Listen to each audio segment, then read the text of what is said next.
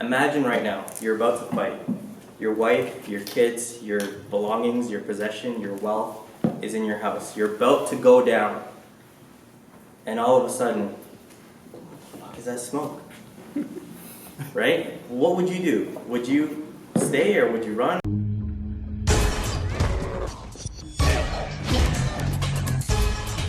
So we have a special guest here, Ansel Sagman, who's like my first boxing coach ever.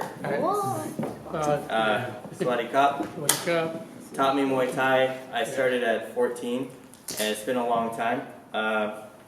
And I want to tell a story that was kind of cool related to learning martial arts with Ansel. So, but more really just an honor to his heritage and also the other Filipinos I know. What I'm going to tell you is the story of the Battle of Mactan, which happened on 1541, April 28th. And what this battle signifies to me is there's so much, but there's so many lessons to take away. But you know what? Let's just start with the first letter. So M for Mac-10 in my strategic system that I'm going to give you guys stands for many. Okay, many. When basically the Spanish came to what was known as the Philippines today, and they came and they wanted to conquer. They saw that land. They were in search of spices, and they were so like hungry. They just saw, oh my God, look at the fruit, look at the green, look at all this land. Let's make it ours. Gold. Right. Then yeah, feel free to fill in the blanks. Sorry. And so what happened was first. Now, how many people can you carry on a ship? Not that many, right? Like, so the numbers of the Spanish army at the time in that boat was under 100. The number ranges from 45 to 60 to 75 to 80. I've heard all kinds of numbers. We're just going to say the Spanish were under 100. And the first thing they did when they landed was they wanted to make alliances. So they went to certain chiefs in the area, Kulabu and Siagu, and they made those alliances. And then they took them to Cebu and met Humaban. Now, Raja Humaban or King Humaban would be crucial in them getting the forces, because remember, you only have like under 100 people, right? So for the M in many stands for first you got to increase your forces, whether it's your army or your army or your business or your bank account or whatever it is. If you want to actually accomplish something, you gotta increase those numbers, because you never know when you're going to be outgunned. Now, the Muslims or the Moros at the time also had only about 1,500 people, but it's a sizable force. I mean, 1,500 versus 100. You're going to win, right? But there are other elements in this, because on those ships, they had cannons, right? So you can imagine they take their ship up to where the battle's going to happen, and all of a sudden those 100 people with that technology become like 1,000, right? Just bang, fire.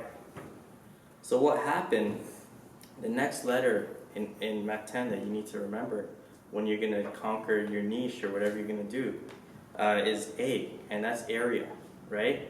So you got to think about the area. Where is this battle going to take place? Now, one thing that the Spanish didn't consider is that the coral reefs and stuff in the water. If I just recently went to Jamaica, I know what that means now, because I was swimming, and you get caught up in that coral reef, and it's shitty. You feel like you're going to drown. You can't swim over it very easily, and it's a situation. So that actually blocked the Spanish ship, from getting the cannons in range, and that was a flaw. And I think that's really where the Spanish lost. I don't think they didn't take that into consideration. So they parked where they could when this battle was going to happen, right?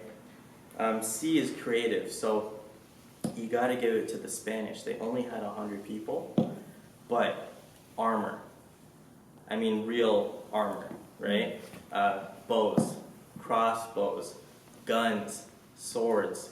These are all technology. When you're going to conquer your niche and make your $1 million, you got to think, what is going to give me the competitive advantage if I only have 100 men? Now, conversely, you look at the Moros at the time,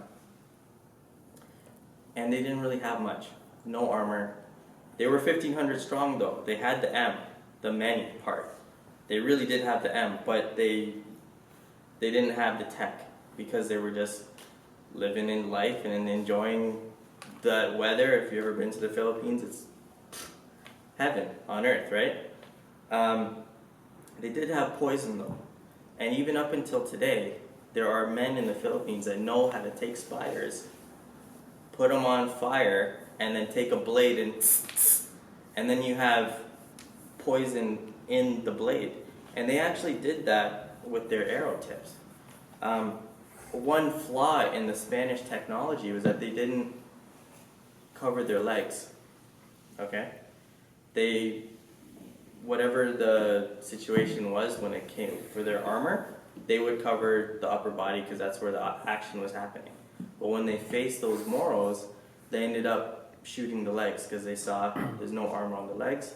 We have the poison tip arrows, we're going to shoot the legs. The next letter, T, for total conviction. You know what? The battle's about to take place, okay? The Spanish park as close as they can to get their cannons in range. The Muslims come out, or the Moros, and they're about to show down. And the Spanish are brave as fuck. They have 100 people, but they're ready to go. And, imagine you have your crossbow, you have your sword, your knife, your gun. There is a little bit of arrogance in that approach, though, because they must have thought that they were like animals, like 1,500 compared to us. Think about what's in your head when you're looking at 1,500 people, and you're like, we can take them.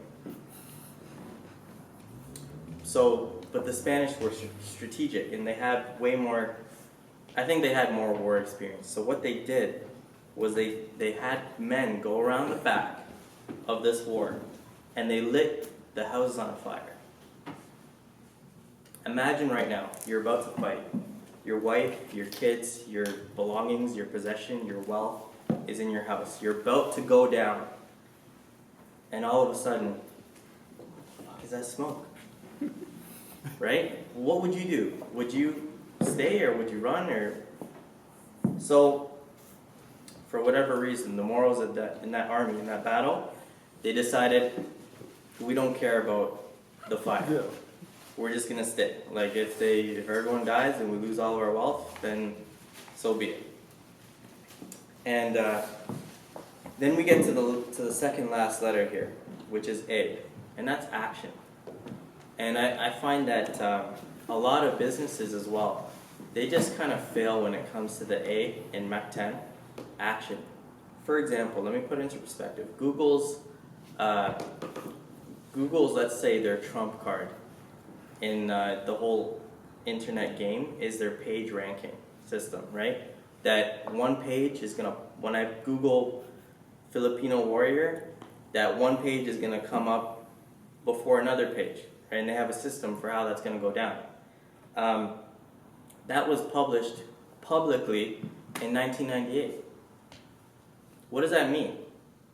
That idea was known, right? But what that means is that your ideas, everyone here has $1 million idea. Ideas are great, but ideas without action, useless, worthless.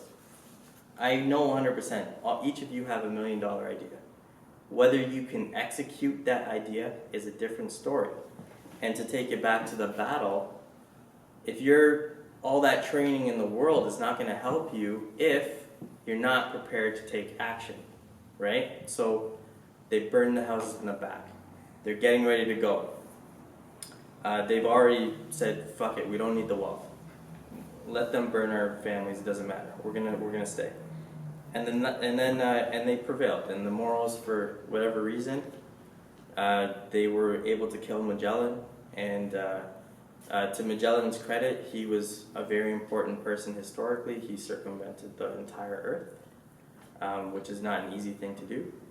But he made a few miscalculations, which up until today is a sting in the military history of the Spanish. Should have taken into account how to get his cannons into range. Shouldn't have underestimated the number of his enemy, right? The last thing is no mercy, because, and I say this one with a grain of salt, because, you know, a lot of the times, even in business, you face other humans, and it's kind of weird to be like, no mercy, because a human is always able to change his mind, always able to come around, always able to join you, always able to become a friend. So like, no mercy against a human is kind of weird, but I say it in terms of business because, well, let's see what happened. You know, a few guys managed to escape, a few of the Spaniards, and for whatever reason, they went back to Humaban, and they saw some women. They were bent about losing. Whatever happened, happened. And Humaban invited them to dinner, and they ended up poisoning them. And that's kind of the end of that story. And then after the news of the betrayal came out, they left. And I think they do come back and conquer the Philippines, of course, which is, you know, long game. You want to have, you don't want to just win short battles. You want to have the big picture in perspective. And King Humaban asked, you know, lapu-lapu, give us the bodies so we can bury them. And Pulaka or lapu-lapu said, we won't give you the captain's body for all the riches in the world because his body is a trophy of our victory against invaders of our shore. There you go. Right, end of the story. So, you know what, M.A.C.T.A.N, if you can remember it, it's a good strategic thing to just remember, be many, take into account the area, you know, the coral reef, that stuff that gets in your way. Have total conviction that if they burn your house while you're in the game, you better just stay the course, or you're gonna end up losing that and your life, or your business, or whatever it is. M.A.C.T.A.N, just make sure I'm on point here. Be creative, right? The armor. Take action, and when it comes to business and when it comes to getting your niche, when it comes to your true enemy, true enemies, have no mercy.